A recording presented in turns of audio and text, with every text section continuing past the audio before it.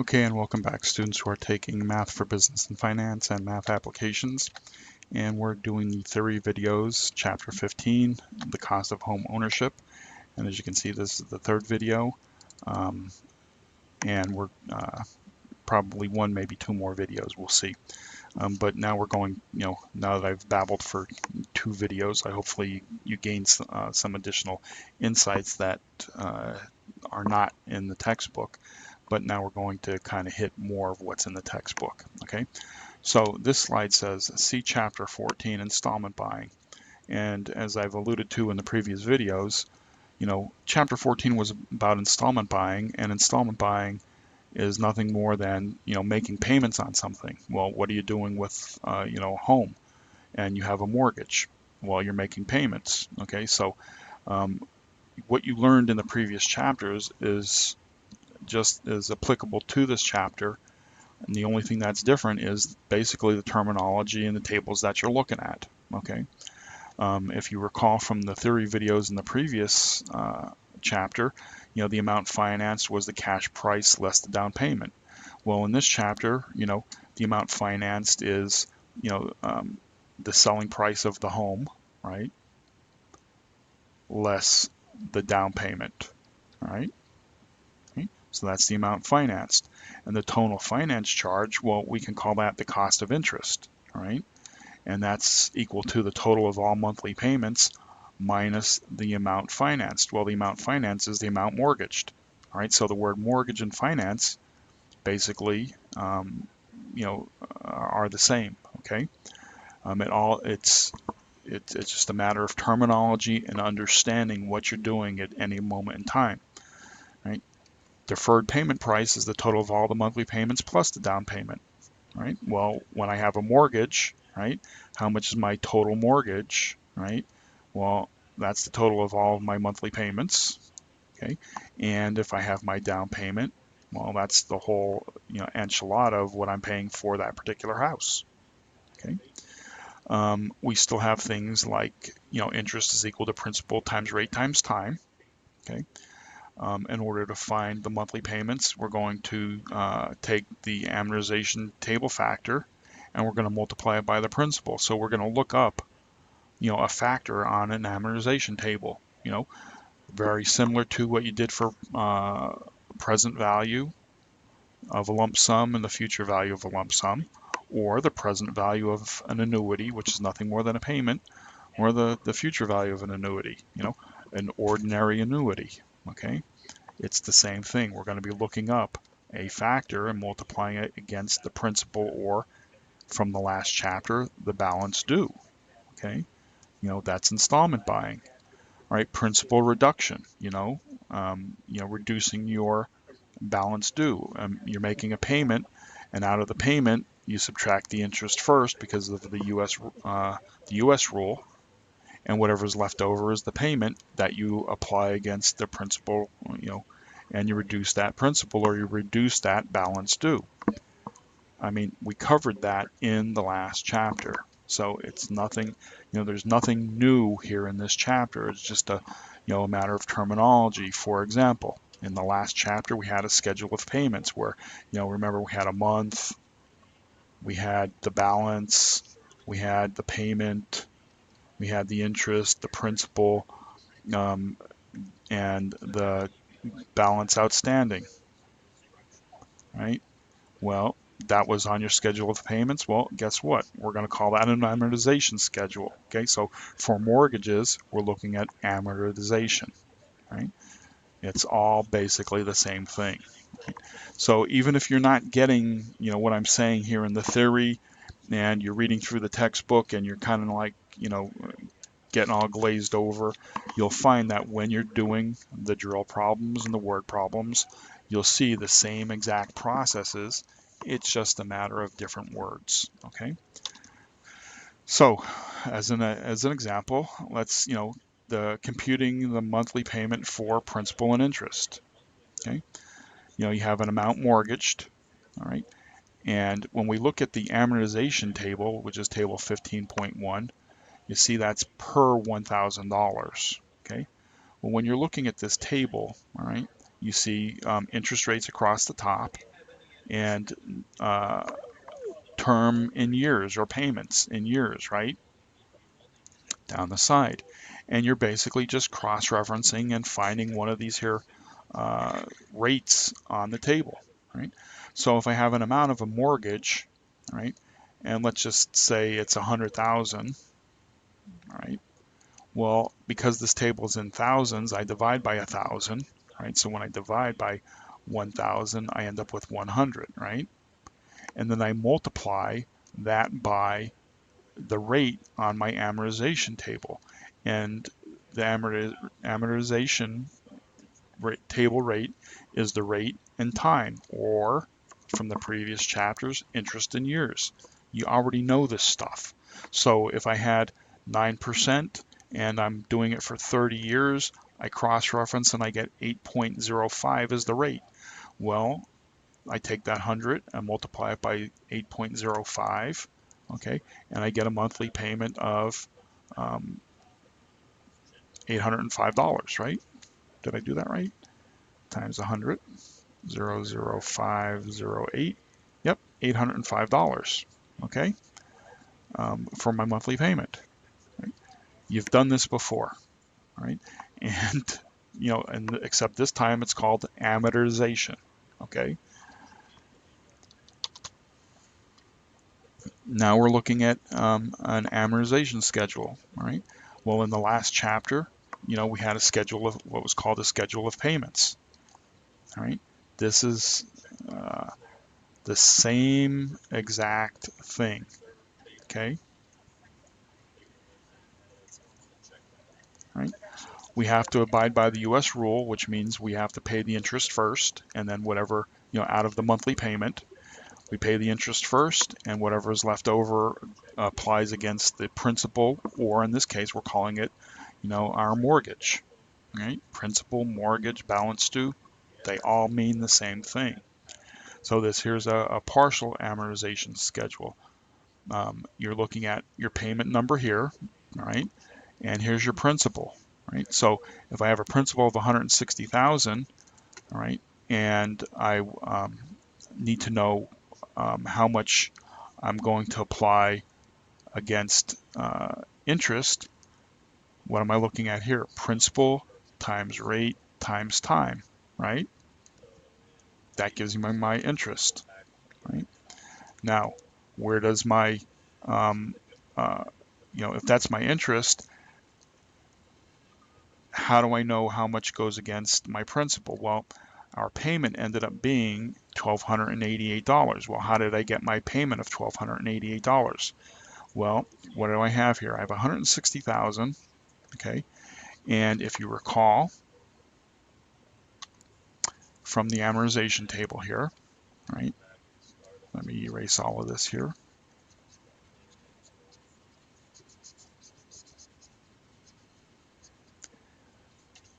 This table is in thousands, okay? So I have to take my 160,000 and I divide it by 1,000 and I get 100. Oh, 16, I'm sorry.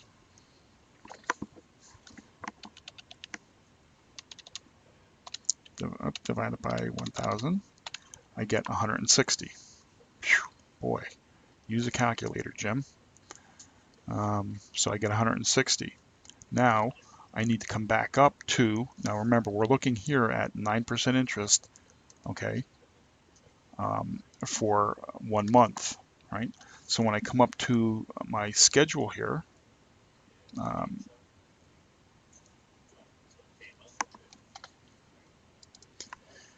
I'm taking the, I know that my interest rate is 9%, okay, and this is for a 30-year mortgage, which means my factor is 8.05. So I'm coming down and I'm multiplying the 160,000 by 8.05, and when I do that, I end up with a monthly payment of $1,288. Okay, that's where that $1,288 comes from. And since I have to pay off this $1,200 in interest first, I'm subtracting the $1,200, and that means the amount that goes against principal is $88.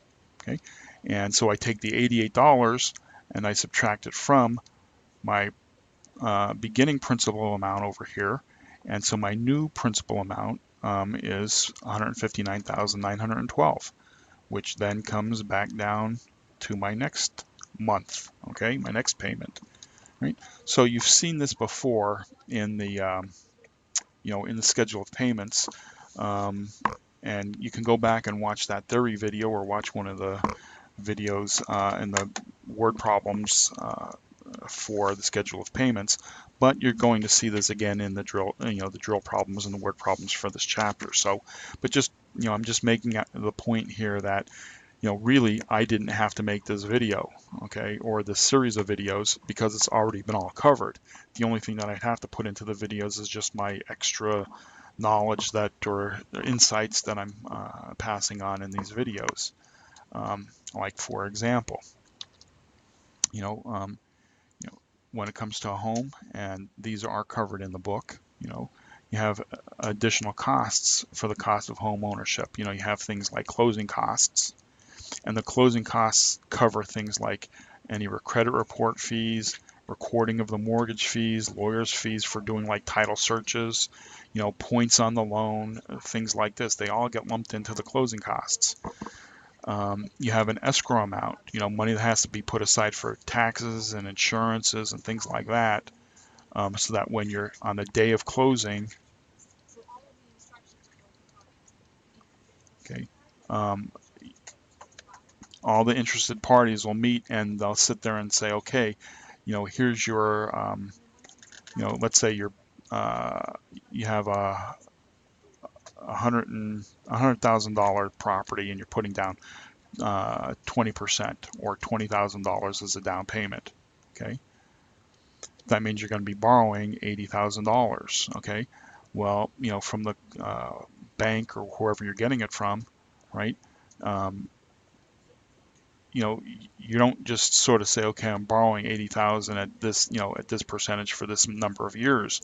You have these additional costs that you're going to have to come up with for the cash, and they figured all of that stuff out for you. But you should have some idea as to when they're figuring it all out, you can understand and follow the numbers, right? And that's well beyond the scope of this book, but just this textbook or this set of videos, but just realize that this is what happens on your day of closing. They sit down and they go over all of these additional costs so that you understand who's responsible for what. Like, for example, repairs and maintenance. Maybe in order to have the loan approved, maybe the roof needed to be repaired. Who's going to pay for that? Does that come out of the, the out of the buyer's pocket, or does it come out of the seller's pocket? It's all agreed upon, and then they work through the numbers, and when you walk out, you know how much your monthly payment is. And of course, you have something like PMI insurance. If you put down 20%, you don't pay PMI. That's principal, mortgage, and interest insurance. Okay. If you put down less than 20%, you're going to get whacked with PMI insurance. So if at all possible, when you're doing a conventional loan, all right, you try to put down 20% so that you don't have to be charged for that other insurance. And then there's other costs that are all involved, and they depend upon the particular situation. So for the last slide here, I included this, and this is not part of the book, okay, not part of the text, but these are other additional considerations, and that's for your information only, okay? Remember, you have brokers, right? Generally, brokers get involved in transactions. You have a buyer's broker and you have a seller's broker. That means that there's two brokers being handled in the transaction. Now, it is possible for the same broker to be both the buyer and the seller, okay? Which means they make commission on both sides, and they don't really have a vested interest, in one particular person, okay? And meaning that if I'm a buyer and I have a buyer's broker, they're paying attention to my rights as a buyer, okay? And they'll go to war with the seller's broker because the seller's broker is trying to protect, has a fiduciary, interest, in the seller. But when the broker is taking both positions, it doesn't matter to them which one gets what, okay? Because they're going to get their commission regardless. So I mean, it means what I'm saying is, oftentimes you'll have two different brokers. If you're in a situation where, there's only one broker, then you really need to know your, information. You really need to know your stuff, because the only one that's looking out for you is you. That broker can be looking out for the seller in one instance and looking out for you in another instance, okay? Because they're playing both sides of the fence. As far as loans are concerned, conventional loans are more and more difficult to get today because of the subprime fiasco back in 2008, 2009, right? But there's other programs that are still available, FHA, VA, and there are additional ways to look into financing a home, right?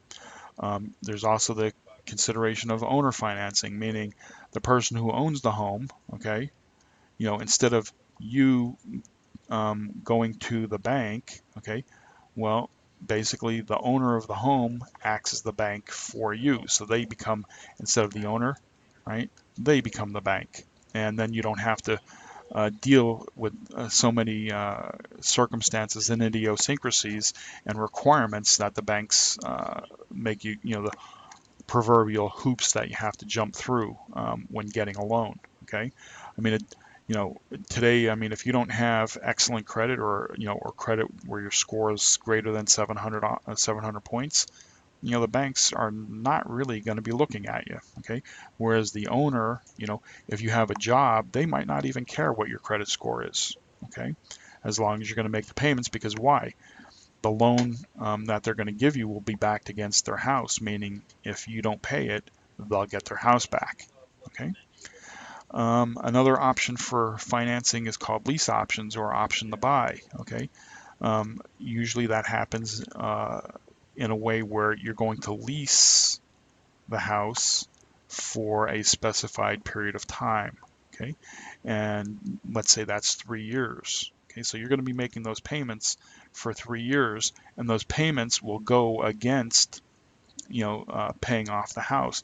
But at the end of the 3 years, you're expected to have financing in place so that you can purchase the house outright. And if you do, those lease payments will go against it.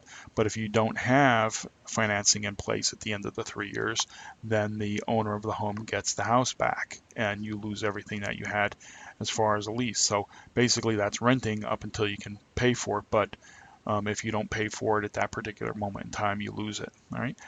Now, what I just said is just general. There's all kinds of idiosyncrasies. Okay. That's where financial education comes into play. All right. And, going out and reading a few books, watching some YouTube videos, and learning something about, real estate and in your area, in order to be able to buy a home with some kind of knowledge. So that, I mean, me personally, I don't know everything, okay, but I know enough to where I know what to look out for, and to make, and along with having a buyer broker, because I'm buying, I'm not going to get whacked, too bad, all right, on certain things. The thought just came into my mind, we might, between the buyer broker and myself, we might take care of everything financially, okay, but, part of it, you might need a home inspector, right? Well, I know nothing about construction of a house, okay? And does that mean that the home inspector knows everything? Generally they know a lot, but does that mean that they're going to see everything? Sometimes, most of the time, yes, but sometimes no, okay? So the more knowledgeable you are, the better you are to avoid pitfalls, okay? And that's the whole idea, all right, is to avoid the pitfalls. All right. Lastly, if the best of all worlds is if you can pay for a house in cash, right? Which, I certainly am not paying cash for a house, but if you do, you can go to auctions, you can go to foreclosures, and you can contact people who are just about into foreclosure, and they're called pre-foreclosures, where you can like take over their payments, and and this way they don't get whacked with foreclosures, and that sits on their credit reports for years and years and years, and that makes it hard for them to get credit in the future.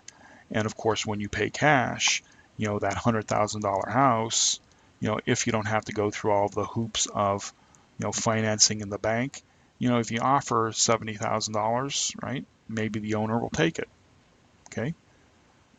And you just created $30,000 in equity if that's what the value of your house is worth.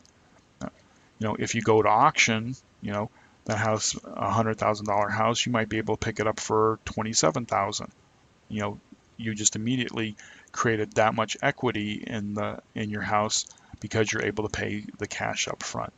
All right, so those are just some additional considerations. All right, and notice I wrote here there's a lot to learn about. Okay, so this is by no means any financial advice, but hopefully it gets you thinking, and when it comes time for you to buy a house, and also gives you some insight and as to what to kind of like look out for and direction to go. All right. So with that, I'm done, and I will see you in the drill problems.